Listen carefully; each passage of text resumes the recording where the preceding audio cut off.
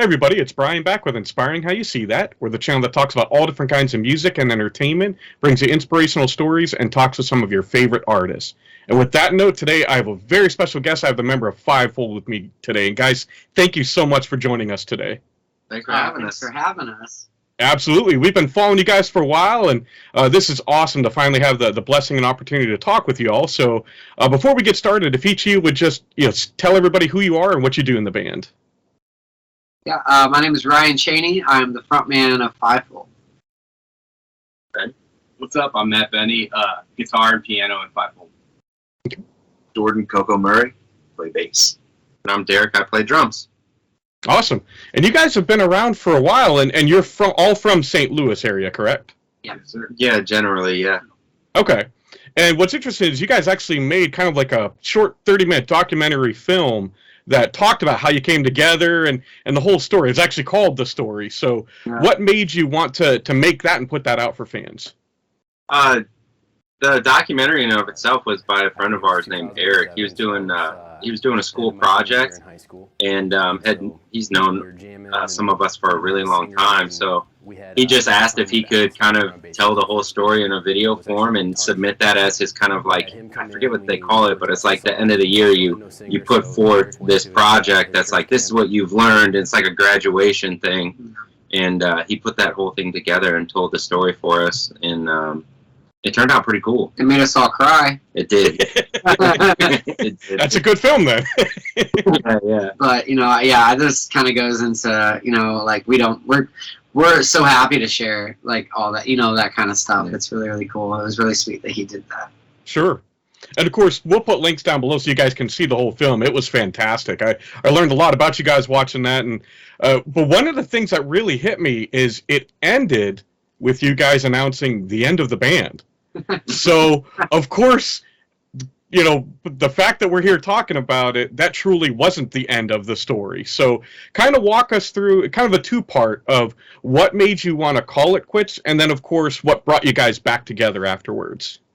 Well, the call it quits was my fault, so I'll start to answer this question. So, yeah, I mean, just to be transparent, I just felt like it was time for a break, and I felt like for me, I'd hit a wall. And not in friendship or anything like that. It had nothing to do with that. It's just I needed to step away from Fivefold for a little while, and I didn't know if that was forever or I thought honestly I kind of thought it was forever because it was pretty emotional just to even get those words out to tell the guys. But yeah, I just hit a wall, and I felt like this was, and it wasn't. I mean, it took me. I've been thinking about it for 6-8 months or so, and just like battling in my mind of am I feeling the right way? All those things that happen in your mind on a big decision. And I told the guys, and they did. I told them that they could go on, without me and find a new drummer and stuff. And at the time they said we don't want to do that, and so it kind of ended there. And then I guess as time went on. Our numbers started rising as far as like analytics and stuff, and people were like, "Oh, I just found you guys," and also just found out that you're no longer together. And then like we're all still really good friends, so we still talk to all these guys, and then the conversation kind of organically came up, I would say, to get back together and like, look, people are asking for new music, and we have these people, and how long was that? How long was that break? 3 years. Oh, 2 dude, years? it's hard to say. I think we still like all hung out and did noticing stuff. that stuff happening in about 2018, about a year after we decided not to be a band, because 2017 was our last show. So and Amy passed in 2019, and it led up until that moment, because that was what was starting the conversation. Was we were seeing this happening, we were seeing our fan base growing, and we sympathized with that, and we missed that, and we missed being with each other and writing music together, because nobody stopped playing music throughout all of this. Everybody continued to have their projects. Yeah, I think that's like that was like the beneficial thing to that like period of time. It's like we all got to step away. Like each one of us took on like a new big goal to achieve, and we achieved those goals. you know, and then when we came back together, I feel like we were just even better versions of ourselves, you know, more like reliant on ourselves personally, which we can then give back to this project now. Sure. You know, I think, you know, a lot of times, you know, you'll see a band like, you know, change their style like overnight, and everyone's like, oh no, but I think that's just because like sometimes like, you know, you're in a band for what? We've been in a band for 17 years. Yeah. Right? If you're in a band that long, you need that like room, you need that space, like relationship to kind of step away and be like, all right, I'm going to try these, you know, these new ventures, you know? And I don't know. I think that it made the coming back together with the purpose of being a band again even better, like even more magical, because we you know, we all grew so much individually in that time. Sure. That's awesome. And I was one of those people that found you guys and then realized that, oh man, they're not a band anymore. Yeah. But it's funny, the same thing happened with The Letter Black for me. I found them, I'm like, they're not a band. And then they came back. I was like, I'm just going to start watching bands that have gone out. Maybe Your fault, Brian. Exactly. And I got to say, since you guys have come back, I mean, it's bigger and better than ever. Is that because Coco is now in? Are you the magic ingredient? Hey, sure. Yeah, I'll tell him that. It's the sweetness. Nice. And one thing, and you kind of touched on it, and I hope you guys don't mind me bringing it up, but you've experienced some significant loss as a band. I know your old manager, your first bassist, and I believe that you just mentioned another member has passed. So, you know, through that, how have you guys persevered and, you know, found the strength to keep moving forward as a band? And it's I was just gonna correct on one thing. Jesse was the first one. He was the original founding member, and he was a guitarist. We've definitely gone through bassists, but to my knowledge, none of them have passed. Yeah. Okay. That's good.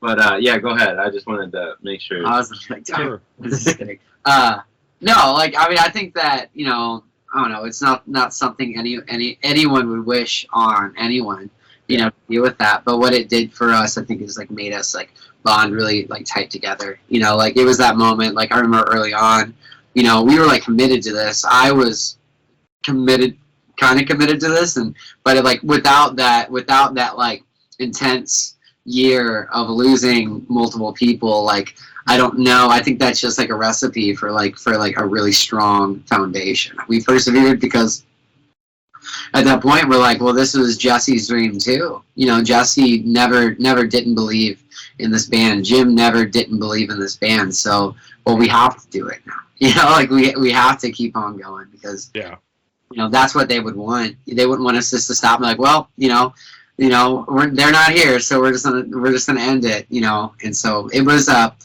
kind of like a burden, but it was also like a calling. I feel after that.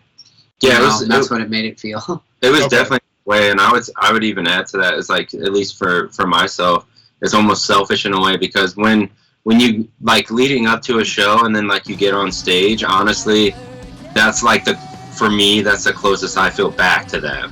Like it's almost like you're like, not trying to sound woo or anything, but like it's like you get that same energy that you remember having with them. So it's almost like you're like, not that they're there or anything, but like it feels like you touch base with them again, almost in a way, because you share that experience that you recall from back then. And being on stage and putting in all that work and stuff, it's an intense experience. Well, it's a spiritual. It's borderlines on a spiritual experience. For sure, being on stage, and I think that's why it makes it easier to be in that zone. For sure.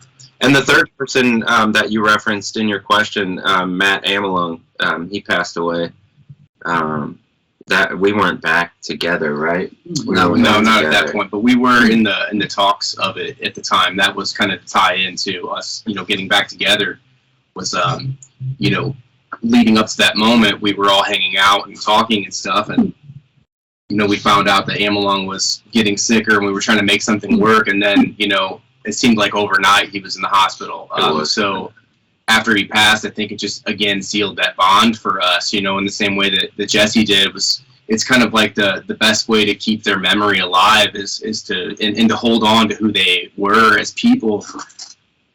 Ryan, nice fun. You know, so, you know, to answer that question, you know, it's how we can continue to do that and hold on to them and embrace their memory and keep them alive, you know. And I try to do that every day, and every time I write a song, I try to keep in mind, you know, what would Jesse do? What would Amelung do? Not just what I would do, you know. I have their standards to live up to as well, you know. So, so that's how we get through it. Mm-hmm. Gotcha. And I thought it was beautiful and touching when you guys said, you know, "Won't Let Go." You know, both the song and the video, and you had Jesse behind you. That was incredible. And even though I never met him, you can't help but kind of well up as you watch that. Oh man, Jesse was like, he could be president. He could be like a marathoner. He could have been like a rock climber or a comedian. Yeah, he was that dude that just could be whatever, you know. He was a great guy, man. Yeah, I mean, the whole phrase "love hard" came from him. It was after he passed. We were all talking and stuff, and it was just something that he, if I remember correctly, it was something that I was thinking about, I was thinking about him, and something that he had taught me in my life was to always love hard, because he was always very, very forgiving and very like second chance, or like give them the benefit of the doubt type thing. He always had that mentality. And so like if I remember, I'm terrible with this stuff. I always look at Matt for this stuff because he's like a steel trap with it. But I think I came to the band one day and was like, what if this was something, or maybe we came about it organically. But that, in a sense, all came from Jesse and what he taught us while he was living in our lives.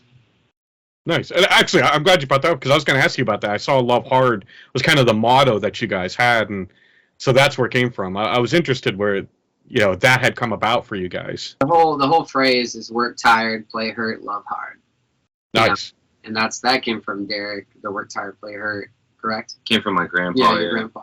Yeah, he helped raise me. I kind of lived by that, and then adding to that, the softer side of it is to love hard, and that's what Jesse taught me.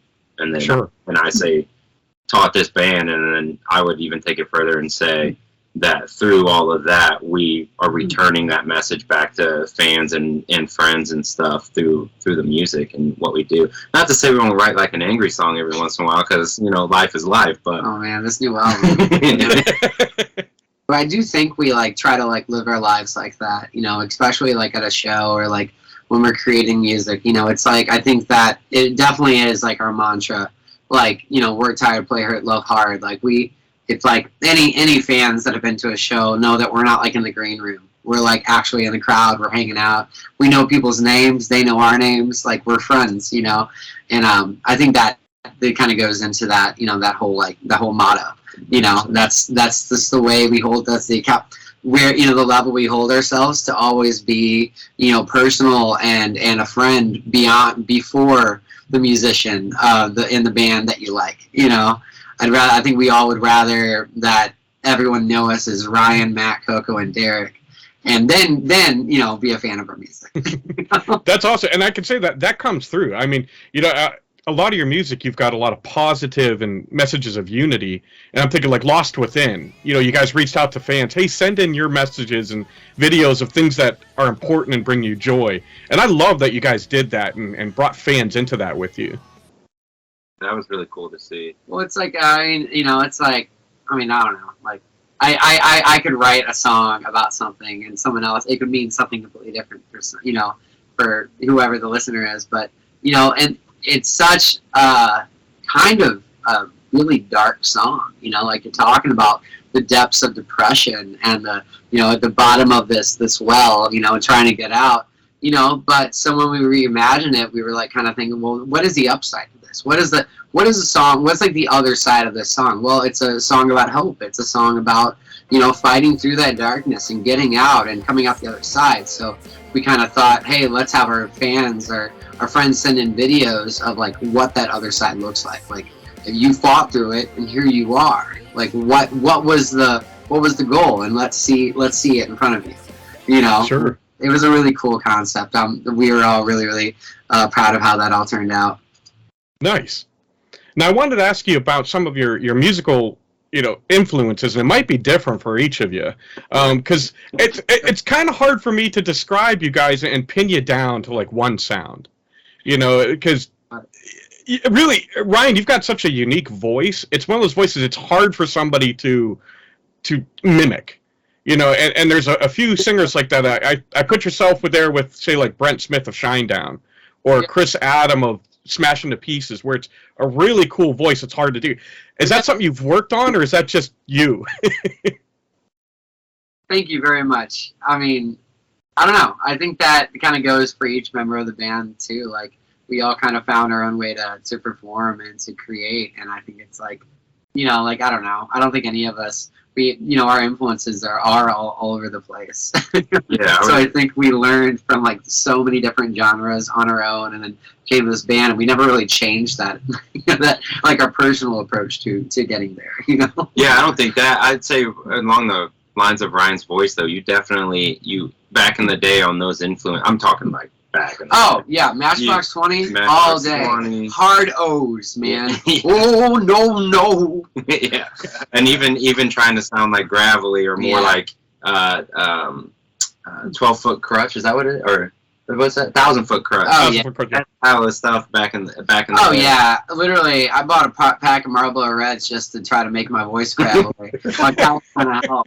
And then it's funny because, like, and this is something that I think is like hilarious. You listen to the early Fivefold music, and it's like this sounds like a beefy dude. You know, he's like, "Whoa," singing all low, and now the new ones are like high pitch, clear voice. Oh, and it's you would think it was a younger dude. But yeah, I don't know. I just kind of got to the point where I was, like, I think Jim also mentioned that, hey, you should probably just like start singing clean. Yeah, singing normal. Singing normal. Like, stop putting your mouth like that. And I did. And I went to an amazing vocal coach named Juliet Jackson, and she can help me with that a lot.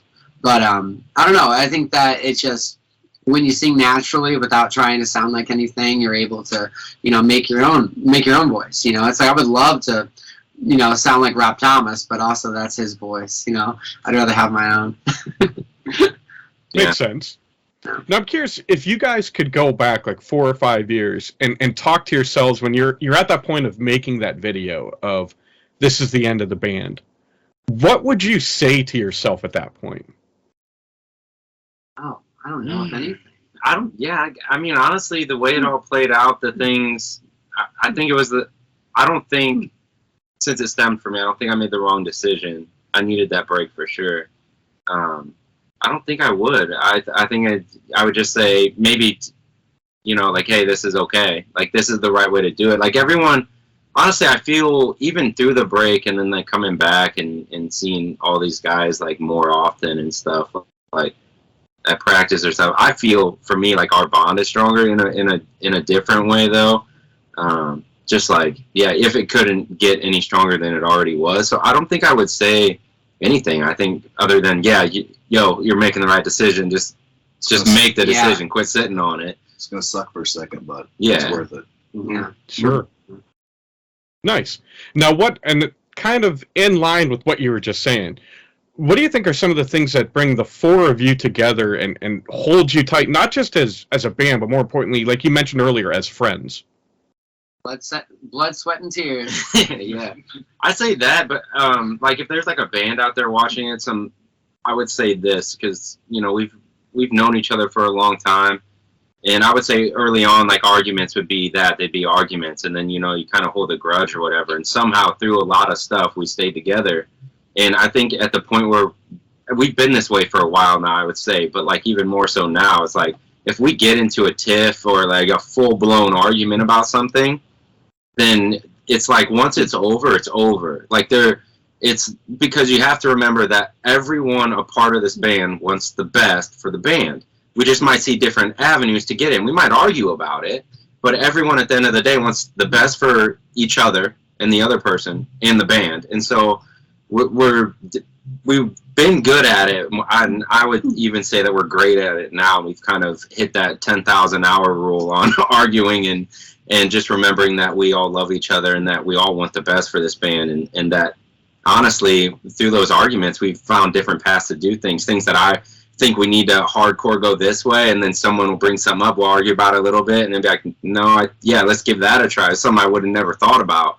Yeah. But you got to be okay with having the hard conversations and still remembering that it's friends and family, and that everyone is on the same goal. As long as you're on the same goal, then it's really easy to just, once it's over, it's over. There's no like laying in bed at night being like, oh, he said that about, you know what, I'm gonna call him up tomorrow. Like, that doesn't exist in this band anymore. It just doesn't. If we have to have a hard conversation, we have a hard conversation. At least that I know of. They're all three of them are calling each other at night. What you just said, like I'm gonna call you up, like yeah, I'm like, just saying like that. Derrick, like you're so, I'm so scared. Alter ego. To add to that, I would say one way to define what Derrick was saying, and it took us a long time to kind of figure that out, is our core values and accountability of that. And it's something I think our years of friendship have taught us, and we took a long time to figure out how to put it into terms that we could all agree to, the core values, but we've learned that through our experiences, like Derrick said, our arguments, our fights, our losses. All of those things have taught us how to maintain accountability with each other, no matter what life throws at you. I was gonna say that accountability is like right up there. Like they just like, I mean, just knowing that everyone else is like, you spend all this time with these people, you know, and that you're you know, that you call them your best friends, like, and they're working their ass off. Well, then hey, you should be working your ass off. You know, like, you know, if they're going through anything, if you're going through anything, they'd be there to help you. You know, so if they're going through anything, you're there to help them. You know, it's like it's just that glue that binds. You know, but I do think like it's. The fact of like what Derrick was saying, like having hard conversations, getting through it, realizing, oh, this isn't a fight. Like, why are we arguing? Because we both care about this so much, you know, and realize that, hey, like probably both opinions are a little right, and maybe the answer is right in the middle, you know, and that's usually how it goes. Yeah, sure, that's awesome. That's great advice for anybody who's new in a band or thinking of starting one. You know, make sure that you trust each other and that you keep each other accountable and you're honest with each other. 100%. Love that message. We were talking before we came on. You guys are working on some new music. So what can you tell us about? Is there any dates that are set or give us a little flair of what's to come? Yeah, I'm going to let one of those two. Because technically, we're going to announce it today. We're releasing a new single on March 17th. Okay. Called Amped Up. It is an incredibly energetic, heavy rock song. Lots of guitar work. There's a lot of guitar. Nice. A lot of anger. A lot of anger. Nice. Let it get it out then. Oh yeah, it's so much fun to write an angry song. I'm such a happy person usually. It's just so fun to like. It's like, you know. Nice. So we're excited when that's coming out. So you said the 17th. Yes, so nice, very cool. Now, are you guys doing any tours coming up soon, or? We're working on it right now. We're in the talks with a few people and seeing what we can pull off this year, but the plan is we want to definitely have something lined out at some point this year.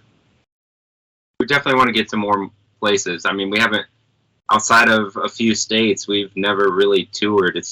Our growth has been strictly through online or Spotify or anything like that, and we haven't really played out in like at very many states at all.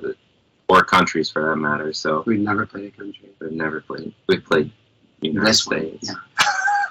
We played one country. We don't play country. We don't play country. If we played country, it'd be Fivefold Goes West. There you go. That could be the next album. That's perfect. And we'd love to have you guys out in like Pennsylvania and Ohio. That'd be incredible to see you guys live, without a doubt.